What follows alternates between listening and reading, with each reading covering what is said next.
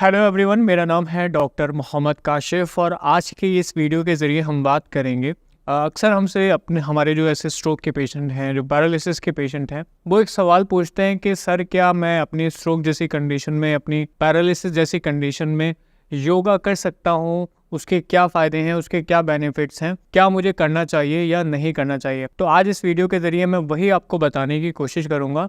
तो जितने ऐसे हमारे पेशेंट हैं, देखिए मैं उनको बोलना चाहूँगा कि वो बेशक ऐसे योगा कर सकते हैं, बहुत अच्छा है उनके लिए योगा करना, क्योंकि जिस तरह से आप मान लिया कि फिजियोथेरेपी, फिजिकल थेरेपी या ऑक्यूपेशनल थेरेपी करते हैं, तो उससे आपके ब्रेन में एक रीवायरिंग जो है वो बहुत अच्छी होती है। मतलब कि जो एक न्यूरोप्लास्टिसिटी वाला प्रोसेस है वो बहुत अच्छा होता है। आपके जो मूवमेंट हैं वो कहीं ना कहीं अच्छे हो जाते हैं, आपका जो वॉकिंग पैटर्न है वो अच्छा हो जाता है। लेकिन अगर आप योगा करते हैं तो योगा करने से बेसिकली क्या होता है कि आपके माइंड यानी आपके ब्रेन और बॉडी के बीच में जो कम्युनिकेशन है वो स्टिमुलेट होता है, वो अच्छा होता है। क्यों? क्योंकि आप जब योगा करते हैं, जब मेडिटेशन करते हैं, तो उससे आपका जो कनेक्शन बिल्डअप था वो और ज़्यादा एनहेंस होता है और ज़्यादा अच्छा हो जाता है।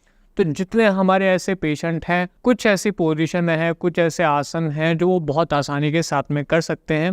बहुत ऐसी वीडियो हैं जो स्ट्रोक पेशेंट के लिए बनाई गई हैं, जो पैरालिसिस पेशेंट के लिए बनाई गई हैं, कि किस तरह के वो योगासन जो है वो अपनी डेली रूटीन में कर सकते हैं। अब उनका एक एक अगर मैं फ़ायदे की बात करूं तो क्या क्या फ़ायदा हो सकता है। देखिए, सबसे पहले जो मैंने आपको ऑलरेडी बताया कि आपके ब्रेन और बॉडी के बीच में जो कम्युनिकेशन है उसको वो बेहतर करता है, उसको बेटर करता है। तो जितने ऐसे पेशेंट हैं जब वो योगा, जब वो मेडिटेशन जैसी चीज़ों में इन्वॉल्व रहते हैं, तो उसकी वजह से उनके ब्रेन और बॉडी का जो कम्युनिकेशन है वो बहुत बेहतर होता है। तो कोशिश करेंगे पेशेंट के उन चीज़ों को, योगा को बेसिकली के लगातार करें। दूसरी चीज़ जो है वो है उनकी जो वॉकिंग स्टेबिलिटी है, उसमें भी कहीं ना कहीं परिवर्तन होता है, वो भी कहीं ना कहीं अच्छी होती है। लेकिन ये निर्भर करता है कि आप किस तरह के आसन करते हैं, आप किस तरह का योगा करते हैं। स्पेशली मेडिटेशन जो आप करते हैं वो तो आपको अंदरूनी तौर पे थोड़ा सा एक परफेक्शन देता है बॉडी में, थोड़ा सा जो आपका आत्मविश्वास है उसको और अच्छा करता है, तो आपकी रिकवरी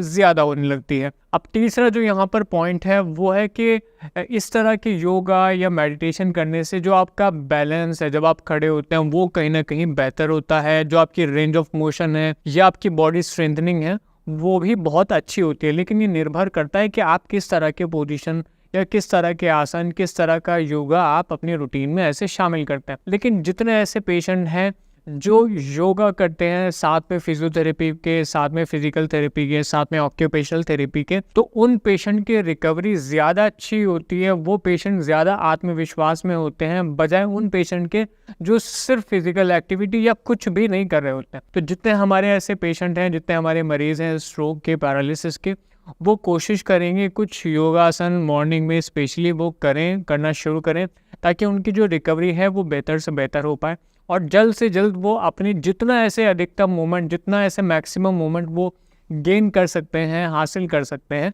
उतने ज़्यादा वो मोमेंट हासिल करें, ताकि वो अपनी पुरानी लाइफ में थोड़ा बेहतर तरीके से इंडिपेंडेंट हो जाए। इसके अलावा भी आपका कोई सवाल है, कुछ पूछना चाहते हैं, कुछ समझना चाहते हैं, तो आप नीचे दिए गए नंबर पे हमें कॉल भी कर सकते हैं या कमेंट सेक्शन में लिख के हमें बता सकते हैं। हमारे डॉक्टर्स की टीम आपके लिए हर समय उपलब्ध है। धन्यवाद।